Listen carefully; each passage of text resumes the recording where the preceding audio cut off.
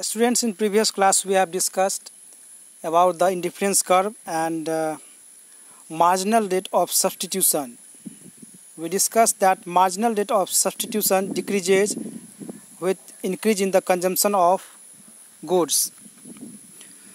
Now today we will see that why MRS decreases, and we will see the assumptions of indifference curve.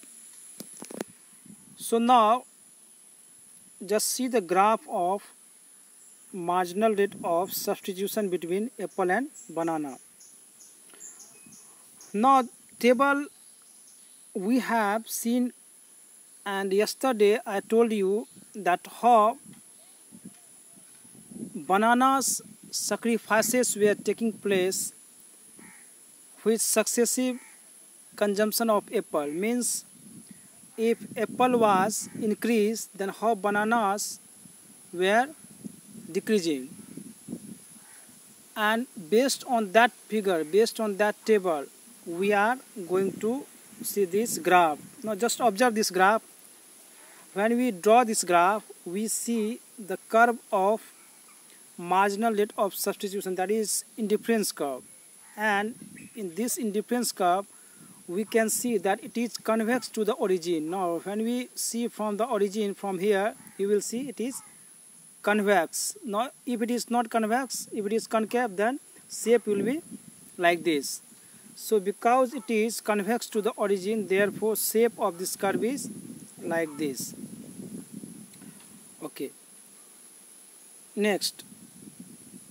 So from the figure we can observe that the MRS of apple for bananas is diminishing. So it is clear now that MRS, marginal rate of substitution of apples for bananas, is diminishing. It means there is gain of apples while there is loss of bananas, because consumer wants to satisfy by consuming more and more apples. So if more and more apple is consumed, it means there will be loss of more and more bananas. So that is why it is here apple is increasing and banana is decreasing. So question is why MRS diminishes? MRS जो है क्यों घटता है? MRS falls because of the law of diminishing marginal utility. तो law of diminishing marginal utility जो यहाँ पे काम कर रहा है, ठीक है, और इसी के चलते जो है ये आपको घट रहा है. As consumer consumes more and more of apples, his marginal utility from apples keeps on declining. जिस तरह से वो एप्पल को जो है एप्पल का कंजम्पशन को बढ़ाते जाता है, धीरे धीरे बढ़ाते जाता है, तो उसका जो मार्जिनल यूटिलिटी है वो आपको कम होते जाता है. मार्जिनल यूटिलिटी क्यों कम होते जाता है? क्योंकि आपको मालूम है कि जैसे जैसे ज़्यादा आप जो है यूनिट को यूज करता है कोई भी, तो उसका यूटिलिटी जो है कम होते जाता है. हम लोग जो है law of diminishing marginal utility हम लोग पढ़ चुके हैं. तो उसी के चलते जो है as a consumer consumes more and more apples, his marginal utility from apples keeps on declining. As a result he is willing to give us less and less of bananas for each additional apple. तो इसीलिए जिस तरह से Apple का consumption जो है बढ़ते जाता है, तो पहले जो है स्टार्टिंग में जो है यदि 1 यूनिट ऑफ एप्पल यूज कर रहा है तो ज़्यादा से ज़्यादा बनाना उसको सेक्रीफाइस करने के लिए तैयार था, क्योंकि एप्पल जो ज़्यादा सेटिस्फेक्शन दे रहा था. लेकिन जैसे जैसे एप्पल को बढ़ाते गया, एप्पल का यूनिट को बढ़ाते गया, उसी तरह से जो है बनानास को सेक्रीफाइस करने का जो टेंडेंसी है वो कम होते गया. तो बनानास को सेक्रीफाइस करने का टेंडेंसी कम क्यों होते गया? क्योंकि एप्पल से अब उसको जो है उसका सेटिस्फेक्शन जो है धीरे धीरे कम मिलने लगा, इसलिए ज़्यादा बनाना को वो लॉस करना नहीं चाह रहा था. तो ये जो है रीज़न है, और यही रीज़न के चलते जो है because of diminishing marginal rate of substitution, जो कर्व होता है आपको इंडिफरेंस कर्व का, वो होता है convex to the origin.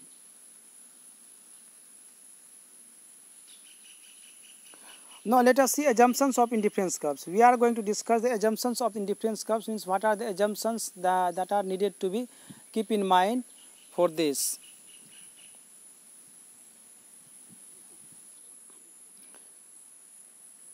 So first one is that first assumption is two commodities. It means consumer spends whole amount on the two goods given constant prices of both the goods. तो यहाँ पे पहला assumption ये है कि जो consumer है वो 2 गुड्स पे जो है वो खर्च करेगा, ठीक है.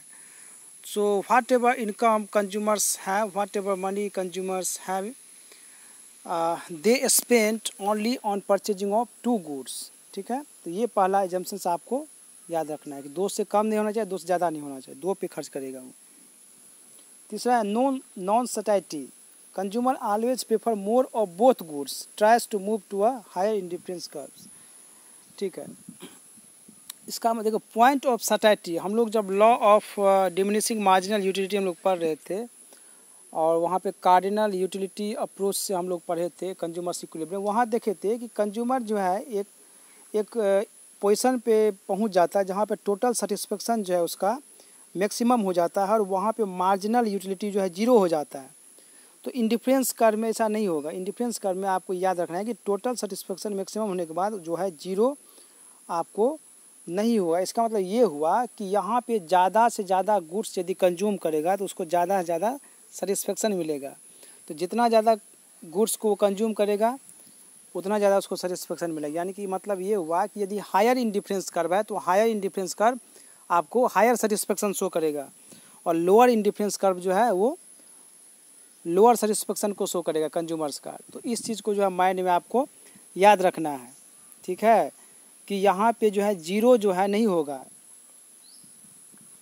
और जो कंज्यूमर जो है खर्च करेगा वो दोनों पे जो है खर्च करेगा। ऐसा नहीं है कि केवल गुड्स वाई पे ही खर्च कर रहा है और गुड एक्स का कंजम्पशन 0 कर दिया, ऐसा नहीं हो सकता है। वो कुछ ना कुछ जो है खर्च करेगा, कुछ ना कुछ यूटिलिटी उसको जो है मिलेगा। तो higher indifference curve gives higher satisfaction, इसका मतलब जो है यही हुआ। पॉइंट ऑफ सैटिस्फैक्टरी जो है वो मैक्सिमम सेटिस्फेक्शन का पॉइंट जो है आपको नहीं पहुँचेगा। ठीक है, कंज्यूमर्स हमेशा जो है ज़्यादा से ज़्यादा जो है सेटिस्फेक्शन के लिए जो है वो उसका टेंडेंसी रहेगा, वो मैक्सिमम सेटिस्फेक्शन पे नहीं पहुंचेगा, हाईएस्ट सेटिस्फेक्शन पे नहीं पहुंचेगा।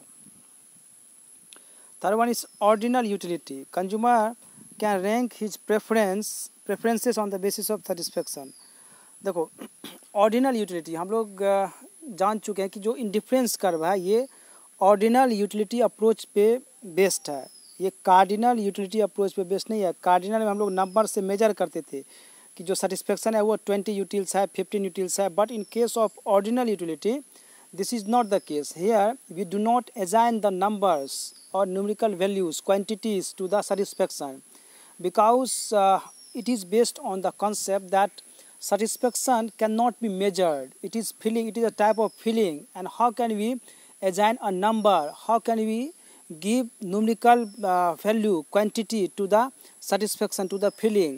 So there it was one drawback of the cardinal utility approach, and therefore in ordinal utility approach we do not give the numbers but we compare here, okay, by ranking कि ज़्यादा किस में मिल रहा है, किस कम्बिनेशन में ज़्यादा satisfaction मिल रहा है, किस कम्बिनेशन में कम सेटिस्फेक्शन मिल रहा है। तो यहाँ हम लोग कंपेयर करते हैं रैंक के द्वारा। ठीक है, तो इसलिए उसको बोलते हैं ऑर्डिनल, यानी कि यहाँ पे ऑर्डर को जो है देखा जाता है।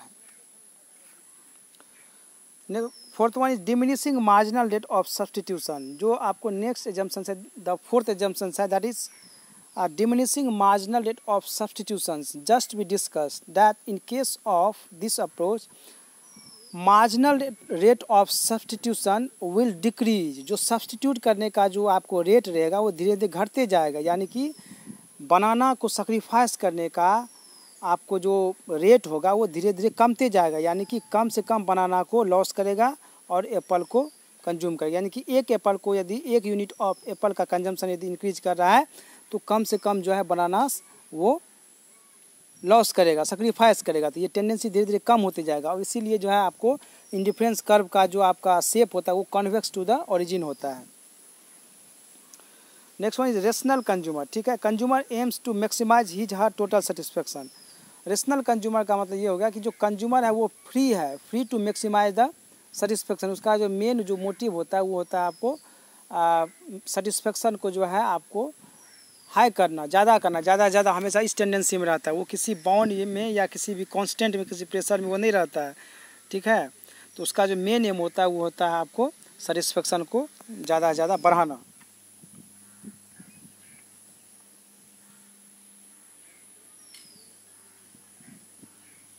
Next one is properties of indifference curve. अब इंडिफरेंस कर्व क्या क्या प्रॉपर्टीज है उसको हम लोग देखते हैं। पहला है indifference curves are always convex to the origin. Indifference curve हमेशा कन्वेक्स टू द ओरिजिन रहेगा। And indifference curve is convex to the origin because of diminishing MRS। Several times we discuss this कि why it is convex to the origin. So MRS indicate the slope of indifference curve. तो indifference curve कैसा होगा? So what will be the slope means the shape of the slope will be dependent on MRS। तो इसीलिए बोलते हैं कि MRS is also slope of the indifference curve.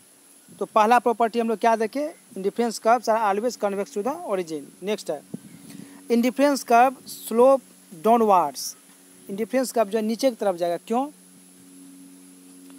It implies that as consumer consumes more of one good he must consumes less of other good so that total satisfaction remains the same. आपको मालूम है कि यदि एक goods का consumption को बढ़ा रहा है तो दूसरा को उसको घटाना पड़ेगा, ठीक है, क्योंकि यदि एक में उसको ज़्यादा सेटिस्फेक्शन मिला है तो दूसरा को कम करेगा। तो इसीलिए यदि ऐसा होगा तो आपको जो कर्व होगा वो डाउनवर्ड स्लोपिंग होता है। यदि ऐसा होता है कि एक्स एक्सिस पे वैल्यू बढ़ रहा है तो वाई पे घट रहा है, वाई पे बढ़ रहा है तो एक्स पे घट रहा है, तो इस टाइप का जो कर्व हम लोग ड्रॉ करते हैं तो उसमें जो है आपको डाउनवर्ड स्लोपिंग होता है फ्रॉम लेफ्ट टू राइट।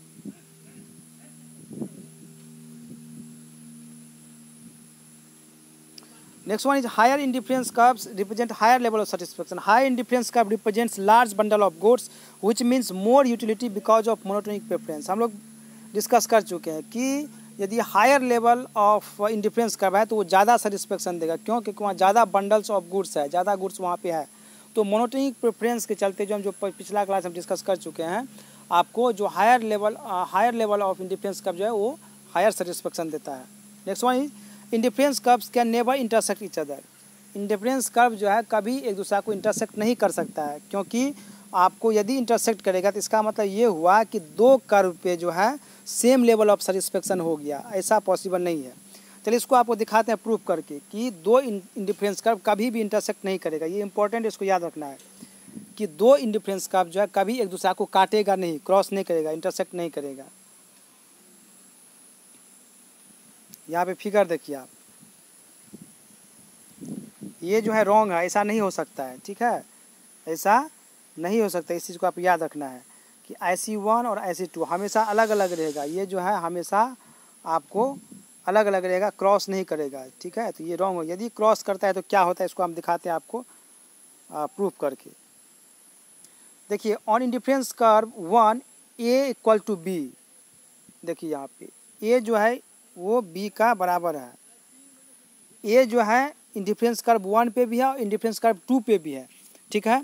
तो इंडिफरेंस कर्व 1 को पढ़ लेते हैं। तो इंडिफरेंस कर्व 1 IC1 पे जो है A और B बराबर है, क्योंकि मालूम है कि सेम इंडिफरेंस कर्व का कोई भी पॉइंट हो वहाँ पे सेम लेवल ऑफ सेटिस्फेक्शन होगा। यानी कि यहाँ जितना सेटिस्फेक्शन मिलेगा कंज्यूमर को, A के पास ही उतना ही सेटिस्फेक्शन मिलेगा।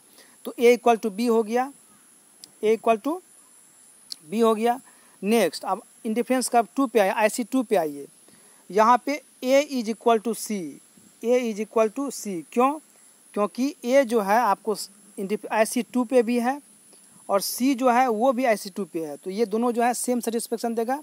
तो A = C, A = B, यानी कि A जो है दोनों में कॉमन है, ठीक है। तो क्या इसका मतलब हो गया? इसका मतलब हो गया B = C, B = C means B और C दोनों में जो है सेम सेटिस्फेक्शन मिल रहा है, which is wrong, which is impossible, क्योंकि B जो है IC1 पे रिप्रेजेंट कर रहा है और C जो है IC2 पे रिप्रेजेंट कर रहा है, और दोनों जो है आपको सेम लेवल ऑफ सेटिस्फेक्शन नहीं दे सकता है, क्योंकि मालूम है हम लोग को कि different indifferent curves gives different level of satisfaction. So this is all about today's class and we'll discuss more in the next class. Thank you.